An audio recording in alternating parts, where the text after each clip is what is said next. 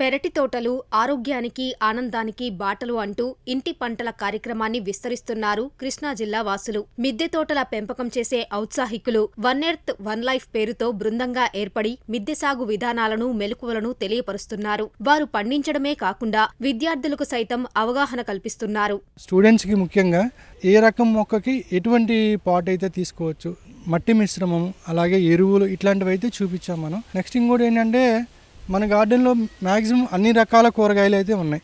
ఇన్ని రకాల కూరగాయలు రావడానికి నేను ప్రధానంగా కొన్ని టిప్స్ అయితే తీసుకున్నానండి. జనరల్గా మనకి గార్డెన్లో ఎండిపోయిన ఆకులు, ముదిరిపోయిన ఆకులు ఇట్లాంటివి ఉన్నాయి అయితే ఎప్పటికప్పుడు క్లియర్ చేసేస్తూ ఉంటా. దీనివల్ల ఏంటంటే ఈ ముదిరిపోయిన ఆకులకి పెస్ట్ అనేది వచ్చి మనం గ్రహించకపోతే అది ఆటోమేటిక్గా మొక్క అంతా పెరిగిపోతుంది.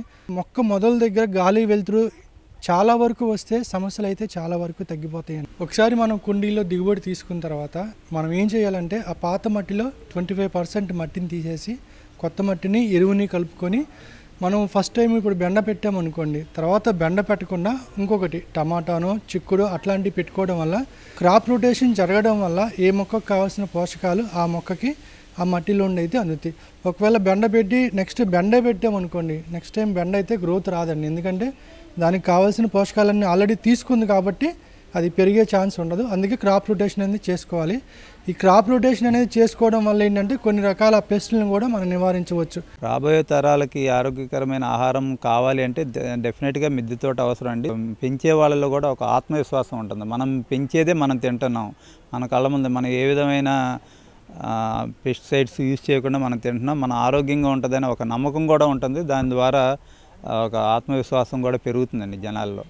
ప్లస్ వేరే రకరకాల యావిగేషన్స్లో ఉండి టెన్షన్స్లో ఉంటారు. దానివల్ల టెర్రస్ గార్డెనింగ్ చేయటం వల్ల దాని నుంచి కూడా రిలీఫ్ పొందుతారు. నేను ఒక 3 years నుంచి మొక్కలు అన్ని విధాల కూరగాయలు పండ్ల మొక్కలు అన్నిటినీ పెంచుకుంటున్నానండి.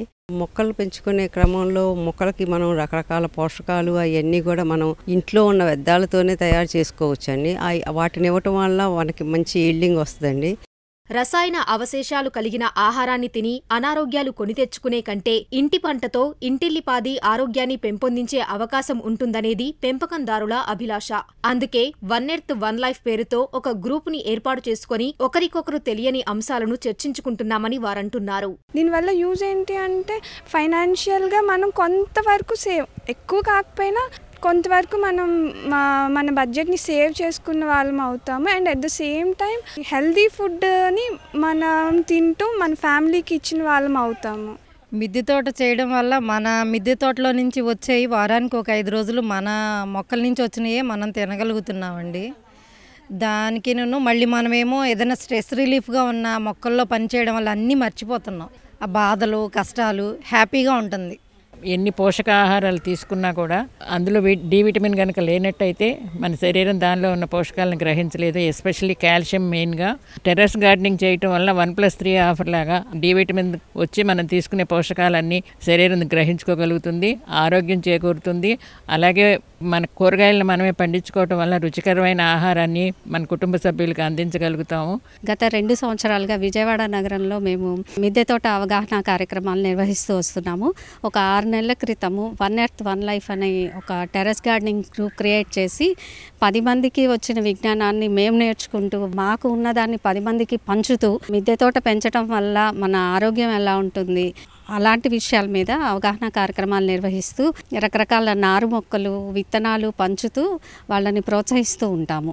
ఇంటి పంట నిర్వహణ ఎలా చేపట్టాలి, పంటల ఎదుగుదలకు సహజ సిద్ధ మందుల తయారీ ఎలా చేయాలి వంటి వాటిపై పలు విషయాలు తెలుసుకున్నట్లు విద్యార్థులు చెబుతున్నారు. ఇంటి పంటల పరిజ్ఞానం రానున్న రోజుల్లో తమకు మరింత ఉపయోగపడుతోందని వారంటున్నారు. నేను ఇక్కడ తెలుసుకున్న కొత్త విషయం ఏంటంటే ఈ ట్రాప్స్ గురించి.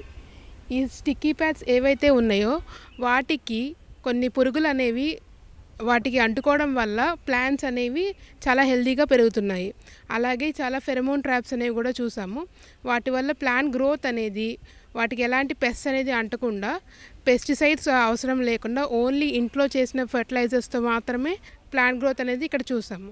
ఇంట్లో ఉండే వేస్టేజ్ని కూడా మనము ప్లాంట్స్కి యూజ్ చేసుకోవచ్చని మ్యామ్ ఎంతో చక్కగా చెప్పారు. మా నాన్నగారు కూడా రైతు. మేము ఎక్కువ అంటే చాలా ఎక్కువ పంటలు పండిస్తాం కాబట్టి ఫెర్టిలైజర్స్ ఎక్కువ యూజ్ చేస్తాము. కానీ నేను ఇక్కడ తెలుసుకున్నది ఏంటంటే ఫెర్టిలైజర్స్ కంటే మనం ఓన్గా ప్రిపేర్ చేసుకొని కెమికల్స్ లేకుండా ఎరువులు వాడాలని తెలుసుకున్నాను. డాబా మీద కూడా మన ఇంటి పైన కూడా ఎన్ని రకాల మొక్కలు పెంచుకోవచ్చు, అలానే ఫర్టిలైజర్స్ అలాంటివి ఏమి ఉపయోగించకుండా మనం అన్ని ఆరోగ్యంగా పెంచుకోవచ్చు అనేది చెప్పారు. అలానే ఇంట్లో ఉన్న వేస్ట్ని ఎలా ఉపయోగించుకొని మనం వీటికి ఫర్టిలైజర్స్గా మనం ఇవ్వచ్చు అనేది చెప్పారు. మనకి ఉపయోగం లేని ప్లాస్టిక్ వేస్ట్ ఏదైతే ఉందో ఆ బాటిల్స్ కావచ్చు, డ్రమ్స్ కావచ్చు, వాటిల్లో మనం మట్టి తీసుకుని మొక్కల్ని పెంచవచ్చు. ఇంటి దగ్గర పెంచడం అంటే ఫ్లవర్స్ని ఒకటే పెంచేవాళ్ళము, కాకపోతే ఫ్లవర్స్తో పాటు వెజిటబుల్స్ కూడా పెంచవచ్చు అనే విషయం తెలిసింది. మిద్దె తోటల నిర్వహణతో ఆరోగ్యకర ఆహారం అందుతుందని, ప్రతి ఒక్కరూ ఇలాంటి విధానాలను అనుసరించాలని ప్రకృతి వ్యవసాయ విభాగం అధికారులు చెబుతున్నారు. ఈ విజయవాడ పట్టణంలో చాలామంది ఈ విధంగా మిద్దె తోటలు ఏర్పాటు చేసుకొని వారి కుటుంబానికి అవసరమైనటువంటి కూరగాయల్ని, ఆకుకూరల్ని రసాయన రహితంగా పండించుకోవడం ముదావహం.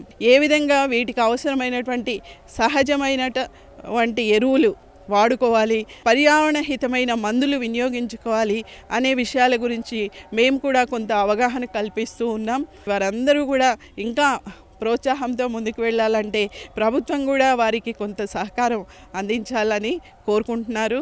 చిన్న స్థలమున్నా, ఏ కొద్దిపాటి అవకాశమున్నా ప్రతి ఒక్కరూ ఇంటి పంటలు, మిద్దె తోటల సాగు దిశగా అడుగులు వేయాలని నిపుణులు చెబుతున్నారు.